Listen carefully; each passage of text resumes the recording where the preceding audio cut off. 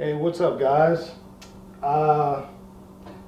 First of all, welcome back to my channel. Number two, this is an update on the Venturi compressor. I just got a replacement compressor back. I have quite a bit of news for you guys and some updates for anyone who is not in the know. So let's get to unboxing this thing, the second unboxing. And let's do a little bit of talking about this compressor.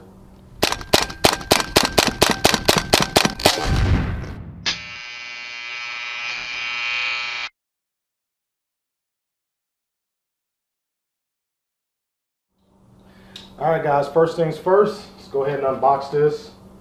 You guys seen them before, they're not new. You saw when I got my brand new one, so the unboxing side of it is not that big of a deal. But I do want to see all what's in here. I want to make sure everything's in here, so let's go through it.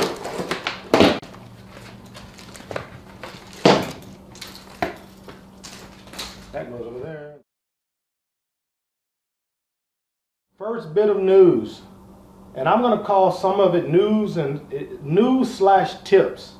Tip number one, for you new guys, I am basically a one-year owner, but for you new guys who are interested in getting one of these come with a one-year warranty.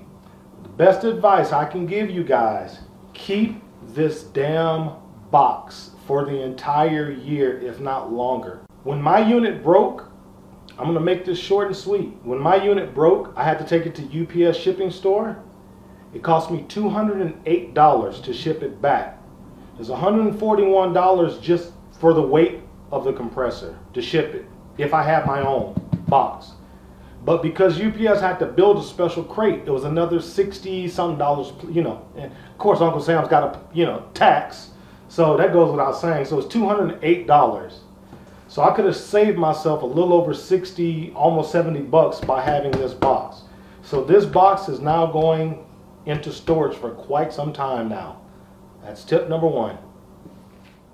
Try to keep you guys updated. Did a little talking with one of the gentlemen at Venturi that works on these compressors, and we got to talking about why this issue happens. The piston freezing, not in the cylinder wall, but on the crank arm, to the journal, to the crank arm. The connecting rod, or the piston rod that connects to the journal and connects to the piston, that did not break.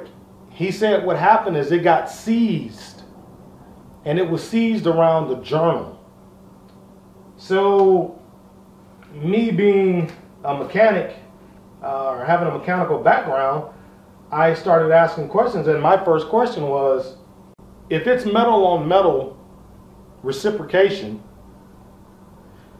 why do we use 5W30 or 5W40 or regular compressor oil? He says, well, that manual is outdated. You actually can use, what did he tell me, 10W40 motor oil. You can use full synthetic, or you can use partial synthetic. And I said, well, I'll be damned, because I followed this manual, and nowhere in the manual does it say synthetic. But what it does say is 5W40 car oil.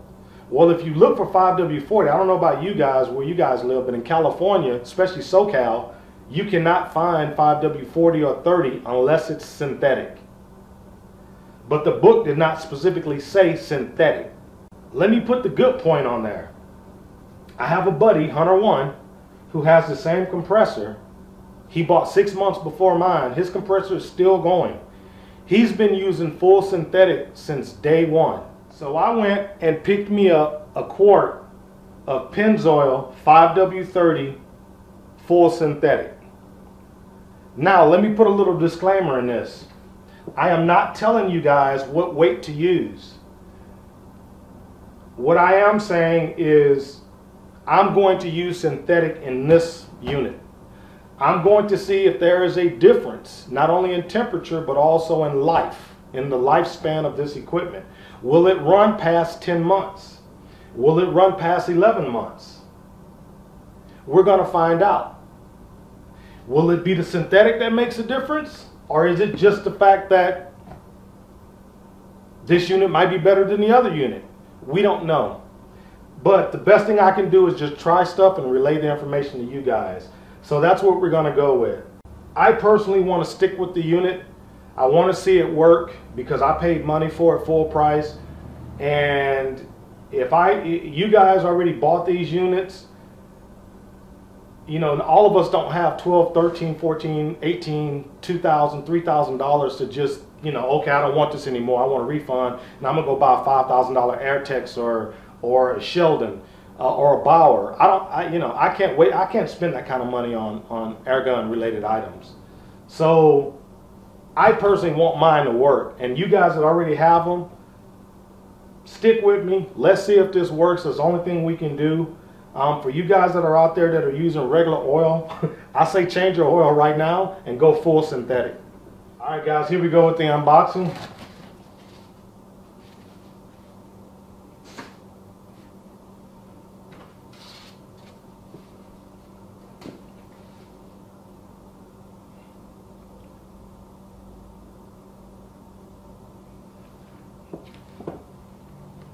I'm going to pull this out, then I'm going to rearrange the camera. Okay guys, well here it is. Let's go ahead and check everything out, plug it in, and get it running.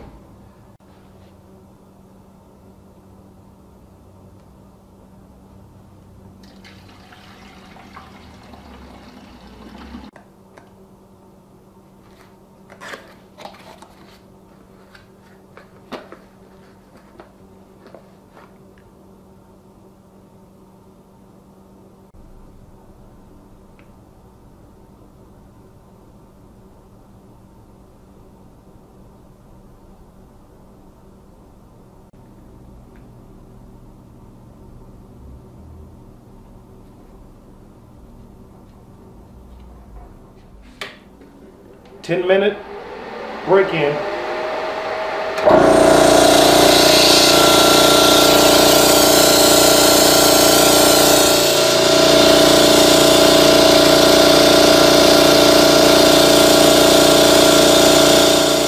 Alright guys, here goes the first fill up.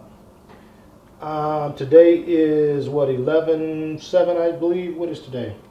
The next day. Today's date is 11/7. I got the compressor yesterday, the 6th. Today is the 7th. I am roughly at about 3,100 PSI inside the tank. I am getting ready to fill this up. I'm going to see how long it takes. 3,100 PSI to 4,500 PSI. And we'll start the time at 2:15.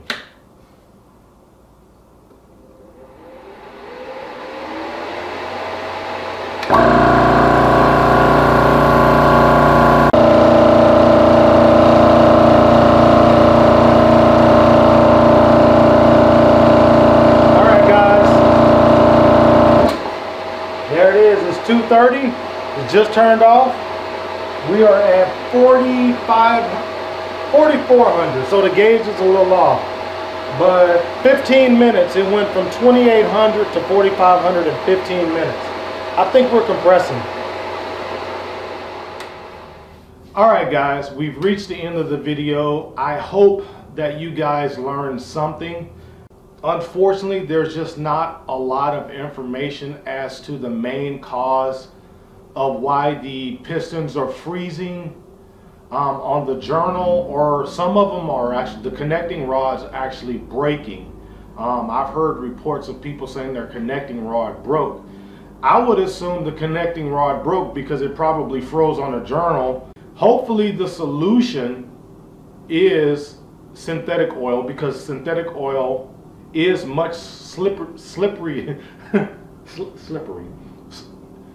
It's much more slippery than conventional motor oil.